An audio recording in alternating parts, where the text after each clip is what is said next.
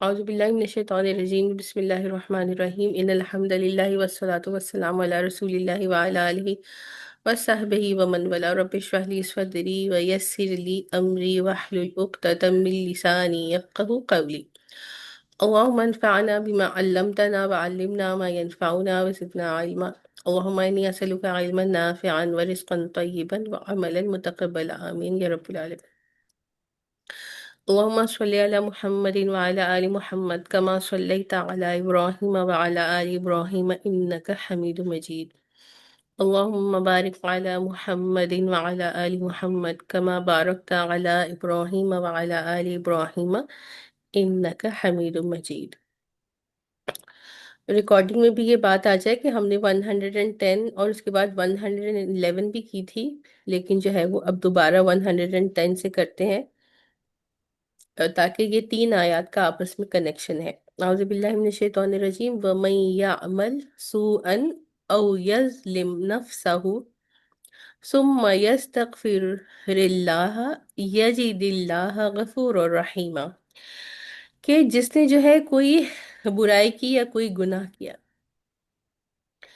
اور یا پھر اس نے اپنی جان پر ظلم کیا، پھر اس نے اللہ سبحانہ و تعالیٰ سے جو ہے وہ بخشش طلب کی، معافی مانگے، تو اللہ سبحانہ و تعالیٰ کو بہت بخشنے والا، بہت مہربان پائے گا۔ تو یہ بات ہے۔ تو سب سے پہلے تین طرح کے لوگوں کا ذکر آ رہا ہے اس آیت میں۔ کن لوگوں کا ذکر آ رہا ہے کہ ظاہری بات ہے، لاسٹ ٹائم بھی ہم نے کہا تھا کہ گناہ تو ہر کسی سے ہوتے ہیں، لیکن گناہ کرنے کے بعد پھر کیا کرنا چاہیے؟ فوراً گناہوں سے توبہ کر لینی چاہیے، یا جب احساس ہو کہ میں نے گناہ کر لیا تو اس وقت توبہ کر لینی چاہیے۔ اور پھر آپ صلی اللہ علیہ وسلم نے کیا فرمایا کہ انسان سے جب گناہ ہو جائے تو پھر اس کو کیا کرنا چاہیے؟ کون بتائے گا کہ اگر کسی سے گناہ سرزد ہو جائے تو کیا کرنا چاہیے؟ توبہ جی، توبہ تو کرنی چاہیے۔ بالکل توبہ تو کرنی چاہیے، لیکن اس کا جو طریقہ ہے وہ کیا ہے کہ آپ صلی اللہ علیہ وسلم نے فرمایا کہ انسان کو چاہیے کہ گناہ جب کر لے تو اس کا احساس ہو جائے تو اس کے بعد جو ہے وہ اچھی طریقے سے جو ہے وہ وضو کرے، اور پھر وضو کرنے کے بعد کیا کرے کہ 2 رکعت نفل پڑھے اور اپنے گناہوں کی بخشش طلب کرے۔ اس کے علاوہ پھر دوسرا کیا ہے کہ اگر کسی سے کوئی گناہ ہو جاتا ہے تو پھر اس کو کیا چاہیے کہ گناہ کے بعد وہ کیا کرے؟ نیکیوں کی کثرت کرے، تو جو نیکیاں ہیں وہ پھر گناہوں کو مٹا دیتی ہیں۔ آپ کو ادھر بیٹھنا ہے تو ادھر آ جائے، پھر آسان ہو جائے۔ تو یہ بات ہے۔ تو 110 ہے، تو اس میں ہم بات کر رہے ہیں کہ ان لوگوں کی کہ جو گناہ تو کرتے ہیں جیسے ہم سب لوگ، ہاں ان کے لیے آسان ہو جاتا ہے، آپ ان کو آنے دو۔ تو گناہ کر لیتے ہیں اور گناہ کرنے کے بعد پھر توبہ کر لیتے ہیں۔ تو گناہ سے ہم یہی بات ہے کہ کوئی ایسا انسان نہیں ہے جو گناہ نہیں کرتا۔ پھر اگلے کون سے لوگ ہیں؟ آیہ نمبر 111 میں وَمَن يَكْسِبْ إِثْمًا فَإِنَّمَا يَكْسِبْهُ عَلَى نَفْسِهِ وَكَانَ اللَّهُ عَلِيمًا حَكِيمًا، اور جو شخص کوئی گناہ کمائے تو وہ اس کمائی سے خود اپنے آپ کو نقصان پہنچاتا ہے۔ اللہ سبحانہ و تعالیٰ پورا علم بھی رکھتا ہے اور حکمت کا بھی مالک ہے۔ کہ اب اس آیت میں کیا بتایا جا رہا ہے کہ جس نے گناہ تو کیا ہے، اب گناہ کر لیا اور گناہ کرنے کے بعد توبہ نہیں کی، اور پھر یہ گناہ کیا ہے کہ وہ گناہ اس نے اپنے ہی خلاف کمایا ہے، کسی دوسرے کو نقصان نہیں ہوگا اس کا، بلکہ اس کو خود اس کا نقصان ہوگا کہ اس کو جو ہے اس کا بدلہ ملے گا دنیا میں بھی اور آخرت میں بھی۔ اور اب تیسرے کون لوگ ہیں؟ جیسے کہ ہم نے پچھلی مرتبہ شان نزول بھی کیا تھا، اسی سے متعلق آ رہا ہے وَمَن يَكْسِبْ خَطِيئَةً أَوْ إِثْمًا ثُمَّ يَرْمِ بِهِ بَرِيئًا فَقَدِ احْتَمَلَ بُهْتَانًا وَإِثْمًا مُبِينًا، اور اگر کوئی شخص کسی غلطی یا گناہ کا مرتکب ہو، پھر اس کا الزام کسی بے گناہ کے ذمے لگا دے، تو وہ بڑا بھاری بہتان اور کھلا گناہ اپنے اوپر لاد لیتا ہے۔ تو اب تیسرا شخص کون ہے کہ جس نے گناہ تو کر لیا۔ اب گناہ تو سبھی کرتے ہیں، گناہ کر کے پہلے شخص نے تو کیا کیا کہ توبہ کر لی، دوسرے شخص نے کیا کیا کہ گناہ کر لیا، اب اس کا جو ہے وہ بہتان، اس کا جو اپنے نفس کے خلاف اس نے وہ گناہ کیا۔ لیکن تیسرا شخص اس سے بھی بدتر ہے کہ وہ کیا کرتا ہے کہ گناہ تو کرتا ہے، لیکن گناہ کرنے کے بعد وہ گناہ کسی دوسرے شخص پر ڈال دیتا ہے، کہ جیسے ہم نے بشر کے بارے میں بات کی تھی کہ اس نے جو ہے وہ چوری کی اور پھر جو ہے وہ یہودی پر ڈال دیا۔ تو اسی طرح سے تو اب اس نے کیا کیا کہ ایک گناہ تو اس شخص کا کیا ہوا کہ اس نے جو گناہ کیا ہے اپنے نفس کے خلاف کیا ہے نا؟ پھر دوسرا اس کا گناہ کیا ہوا، ڈبل کیسے گناہ ہو گیا اس شخص کا، کہ جو بہتان لگانا، معصوم انسان جو ہے اس کے اوپر جو ہے وہ بہتان لگا رہا ہے۔ تو ظاہری بات ہے کہ اس دنیا میں اس شخص کے لیے جو ہے وہ پریشانی کا اور لوگوں کے سامنے جو ہے وہ ذلت کا جو ہے وہ اسباب پیدا کر رہا ہے۔ تو اس لیے جو ہے یہ اس سے بھی بڑا گناہ کا مرتکب ایسا شخص ہوگا کہ جو گناہ بھی کرتا ہے اور پھر اس کا بہتان دوسروں پر لگا دیتا ہے۔ تو یہ تین لوگوں کا یہاں پر بتایا جا رہا ہے، یہ تین طرح کے مختلف لوگ ہوتے ہیں اور ان کی ڈفرینٹ کیٹیگریز ہیں۔ اچھا، اب یہ وہی کنٹینیویشن ہے اسی شان نزول سے متعلق، وَلَوْلَا فَضْلُ اللَّهِ عَلَيْكَ وَرَحْمَتُهُ لَهَمَّتْ طَائِفَةٌ مِّنْهُمْ این یدلوک، کہ اگر آپ پر، یعنی کہ اللہ سبحانہ و تعالیٰ رسول اللہ صلی اللہ علیہ وسلم کو مخاطب کر کے کہہ رہے ہیں کہ اگر آپ پر اللہ سبحانہ و تعالیٰ کا فضل اور رحمت نہیں ہوتا تو یہ جو لوگ تھے، یہ جو گروہ تھی، ان کی کیا کوشش تھی کہ یہ آپ کو جو ہے وہ گمراہ کر دیں۔ یعنی آپ سے گمراہ کرنے کا مطلب ویسے گمراہ نہیں ہے، مطلب یہ کہ غلط فیصلہ کروا لیں۔ وَمَا يُضِلُّونَ إِلَّا أَنفُسَهُمْ، اور وہ گمراہ نہیں کرتے سوائے اپنے آپ کو، وَمَا يَضُرُّونَكَ مِنْ شَيْءٍ، اور وہ آپ کو کسی صورت میں بھی نقصان نہیں پہنچا سکتے، یا آپ کو کچھ بھی نقصان نہیں پہنچا سکتے، یعنی کہ رسول اللہ صلی اللہ علیہ وسلم کو، کیونکہ اللہ سبحانہ و تعالیٰ جو ہے وہ آپ کا حامی و ناصر ہے۔ وَأَنزَلَ اللَّهُ عَلَيْكَ الْكِتَابَ وَالْحِكْمَةَ وَعَلَّمَكَ مَا لَمْ تَكُنْ تَعْلَمْ، اور اللہ سبحانہ و تعالیٰ نے آپ پر جو ہے وہ کیا نازل کی ہے، کتاب یعنی کہ قرآن، والحکمہ اور حکمت، اور آپ کو سکھایا ہے وہ جو کہ آپ نہیں جانتے تھے۔ وَكَانَ فَضْلُ اللَّهِ عَلَيْكَ عَظِيمًا، اور یہ اللہ سبحانہ و تعالیٰ کا آپ پر جو ہے وہ ایک بہت بڑا فضل ہے۔ یعنی کہ اللہ سبحانہ و تعالیٰ، کیا اللہ کا فضل ہے رسول اللہ صلی اللہ علیہ وسلم پر، کہ سب سے پہلے کہ لوگ جو آپ کو جو ہے وہ مس گائیڈ کرنے کی کوشش کر رہے تھے یا آپ سے غلط فیصلہ کروا رہے تھے، اس سے آپ کو اللہ سبحانہ و تعالیٰ نے بچا دیا۔ دوسرا یہ کہ جو ہے اللہ سبحانہ و تعالیٰ نے آپ کو کتاب سے یعنی کہ قرآن مجید اور حکمت سے اور ایسے علم سے نوازا ہے کہ جو آپ جانتے نہیں تھے۔ تو کتاب تو قرآن مجید ہے، اور حکمت کیا ہے، ہم بہت مرتبہ اس بارے میں بات کر چکے ہیں۔ حکمت کیا ہے؟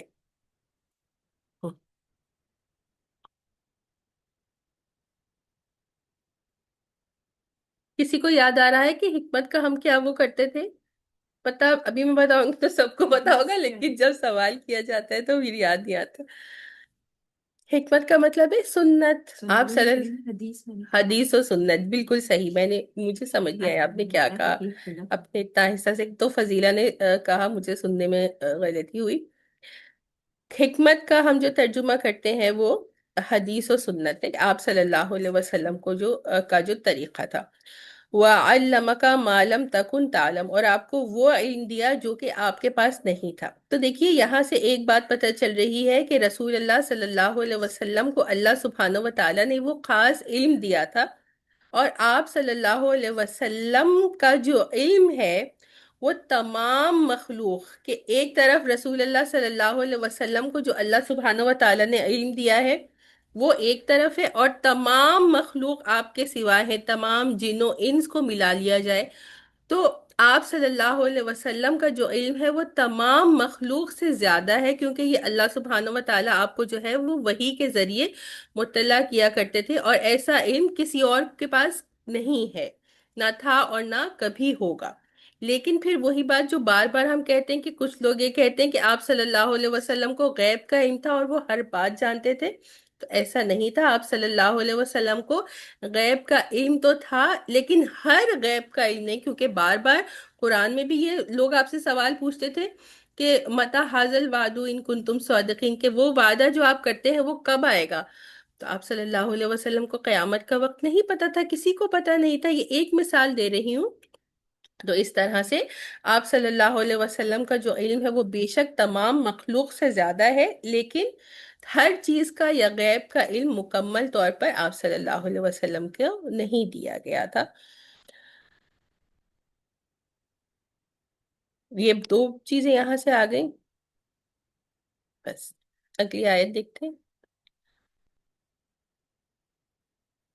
اچھا، تو پھر اب یہاں سے جو ہے وہ ٹاپک چینج ہو رہا ہے۔ لا خیر فی کثیر من نجواہم الا من امر بصدقۃ او معروف او اصلاح بین الناس، کہ کوئی خیر نہیں ہے نجوا میں۔ ابھی نجوا کا ترجمہ کر کے بتاتی ہوں، یا یہاں پر ترجمہ آ رہا ہوگا سرگوشی کرنے میں، سوائے اس کے کہ جو نجوا کرے کس بارے میں، کہ کسی کو جو ہے وہ حکم دے صدقہ کرنے کا، یا پھر جو ہے معروف کرنے کا، یعنی امر بن معروف نیک کام کرنے کا، یا لوگوں کے درمیان جو ہے وہ اصلاح کرانے کا حکم دے۔ ادھر آ جائے،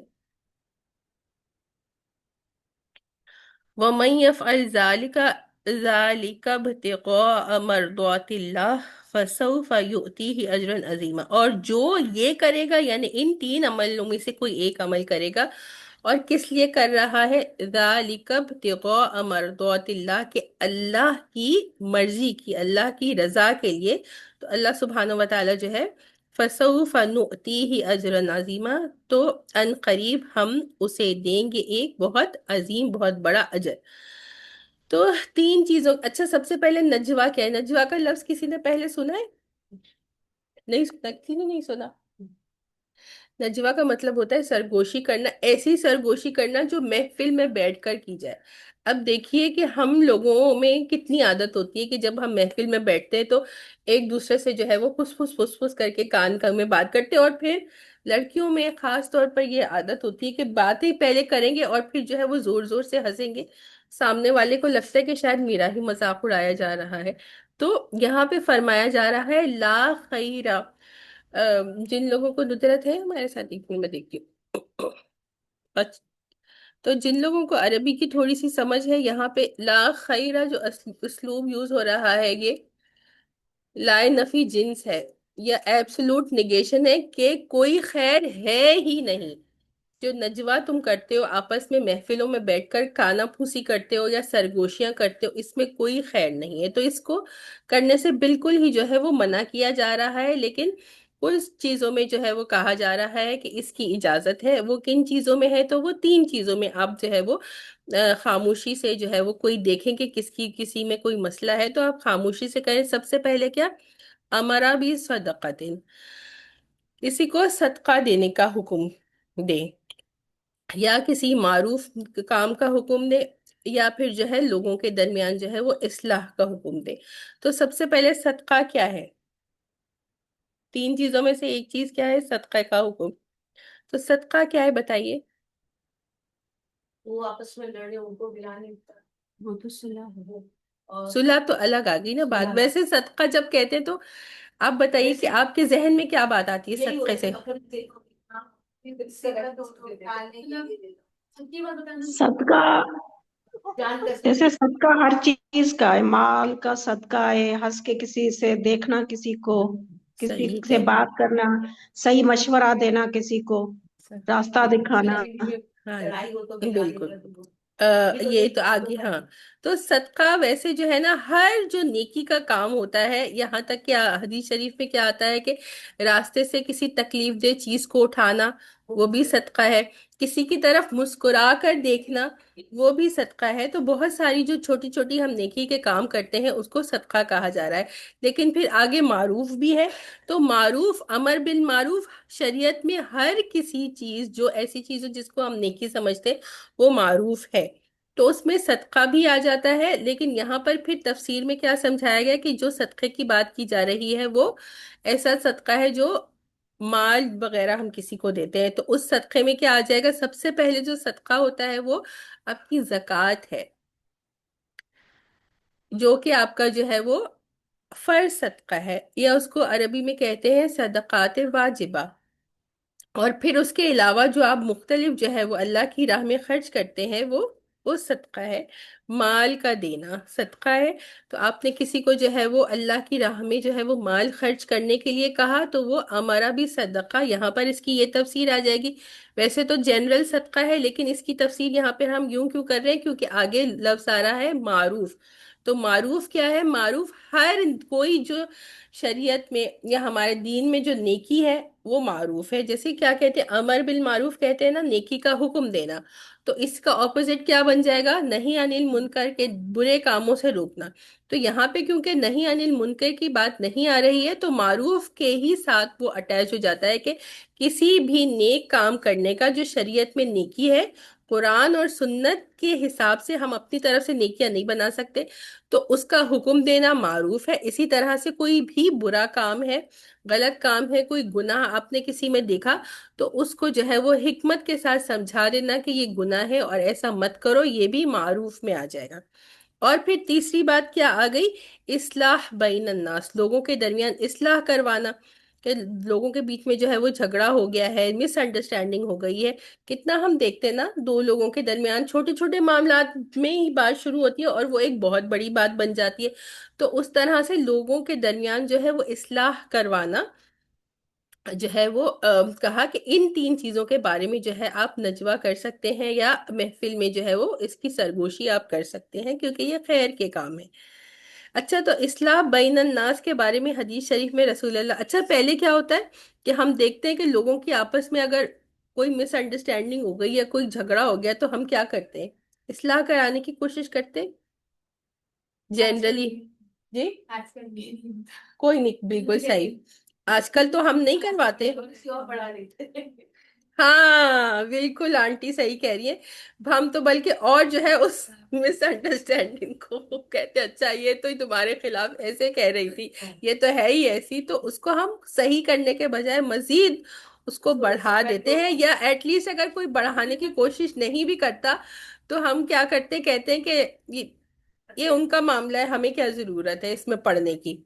تو حدیث شریف میں آپ صلی اللہ علیہ وسلم نے کیا فرمایا کہ سوال کیا صحابہ کرام سے کہ کیا میں تمہیں ایسے عمل کے بارے میں نہ بتا دوں کہ جو نماز اور روزے اور صدقہ کرنے سے بھی بہتر ہے؟ تو اتنی بڑی بات جب کہی تو صحابہ کرام تو ظاہری بات ہے وہ نیکیوں کے حریص تھے، تو انہوں نے کہا کہ ضرور بتائیے رسول اللہ صلی اللہ علیہ وسلم۔ تو آپ صلی اللہ علیہ وسلم نے فرمایا کہ لوگوں کے درمیان اصلاح کروانا، یا اگر کسی کے بیچ میں ناچاقی ہو گئی ہے تو اس کو دور کرنا، کہ یہ جو ہے وہ کیا ہے؟ نماز، روزے اور صدقہ کرنے سے بھی بہتر ہے۔ تو اگر ہم دیکھیں کہ کسی کے بیچ میں کوئی مس انڈرسٹینڈنگ ہے تو کوشش کریں کہ اس کو سارٹ آؤٹ کروا دیں۔ اور پھر یہ جو نجوہ کر رہے ہیں یا جو نیکی کا جو حکم دے رہے ہیں، اس کے کنڈیشن کیا لگا دی؟ ابتغاء مرضات اللہ، کہ اللہ کی رضا کے لیے ہمارے دل میں جو ہے وہ ریا نہ ہو، یا ہمارے دل میں یہ نہ ہو کہ ہمارا جو سٹیٹس ہے یا میرا جو اس کے دل میں جگہ ہے وہ بہتر ہو جائے کہ میں اس کو نیکی کا حکم دے تو لوگ نیکی کا حکم دیتے ہیں، اور اس وقت کبھی کبھار دل میں ریا آ جاتی ہے یا دل میں یہ آ جاتا ہے کہ میری پوزیشن اس کے دل میں اچھی ہو جائے، تو ایسی کوئی سوچ نہیں ہونی چاہیے، بلکہ سوچ جو ہے یا نیت کیا ہونی چاہیے کہ اللہ کی رضا کے میں لیے یہ کر رہا ہوں، تو پھر اس کے لیے ہے کہ فَسَوْفَ نُؤْتِيهِ أَجْرًا عَظِيمًا، کہ اللہ سبحانہ وتعالی نے کہا کہ ان قریب ہم اس کو ایک بہت بڑا اجر دیں گے۔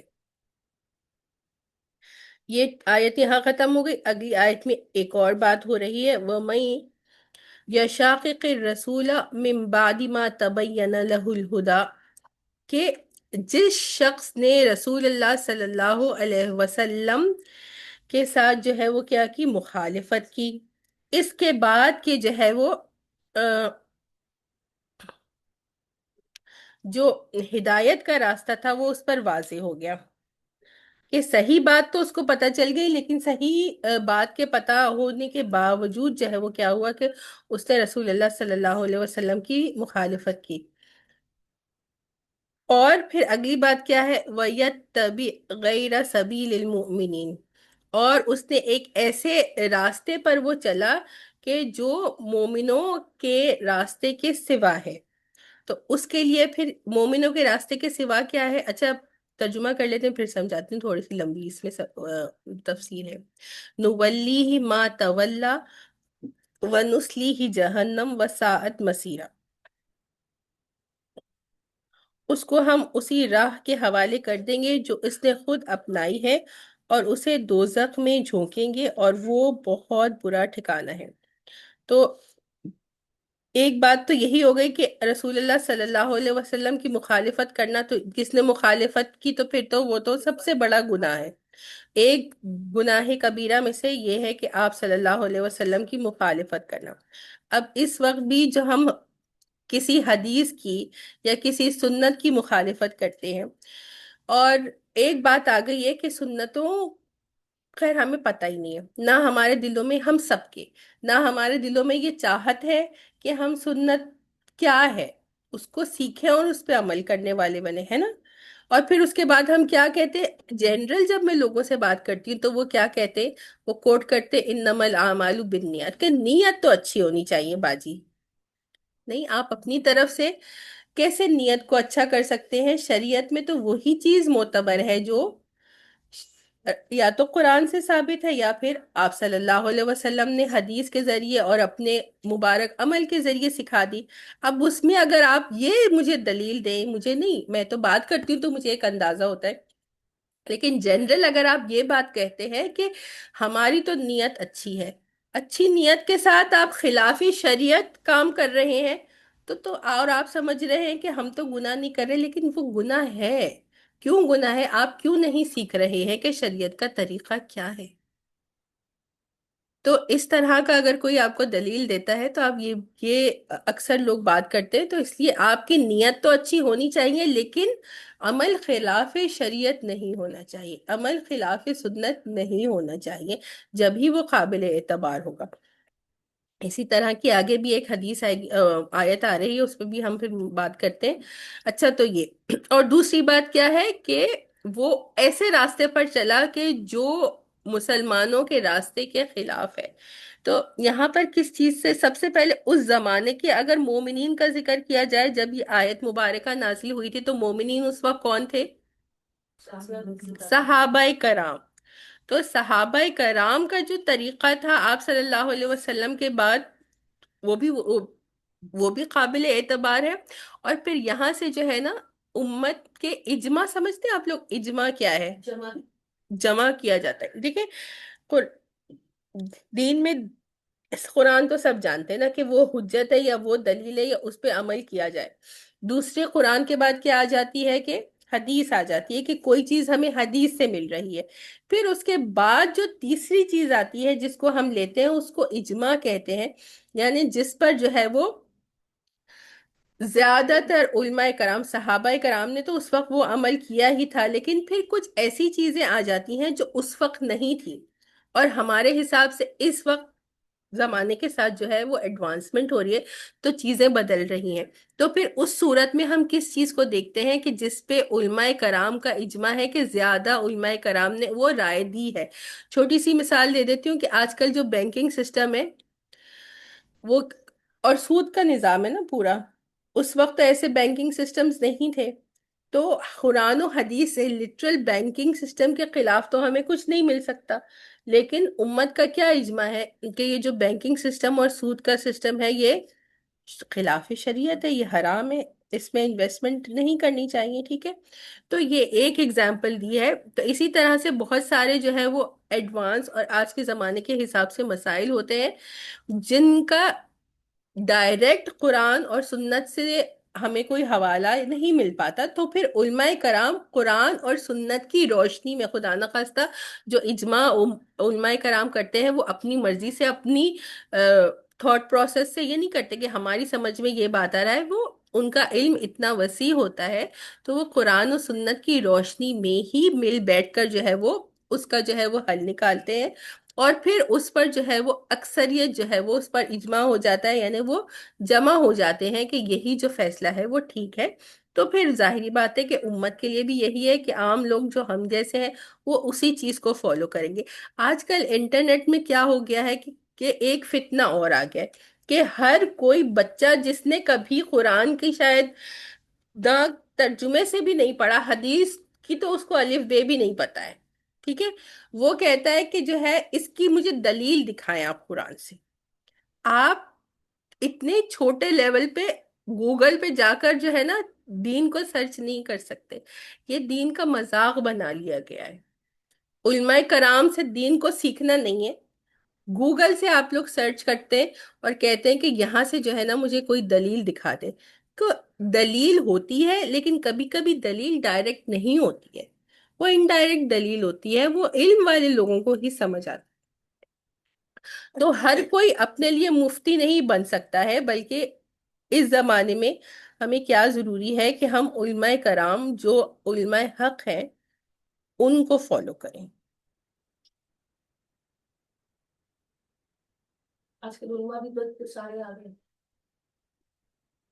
تو وہی ہے نا کہ آپ کو یہ بات تو پتہ چل ہی جاتی ہے کہ کون علماء حق ہے اور کن کو فالو کرنا ہے۔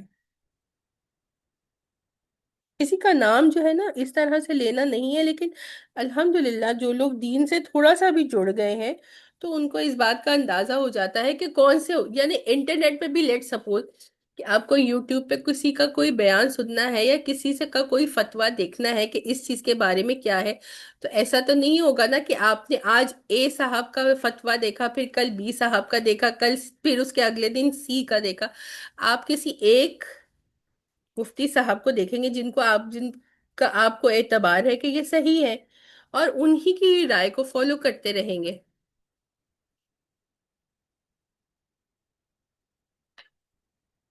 اگلی آیت دیکھتے ہیں۔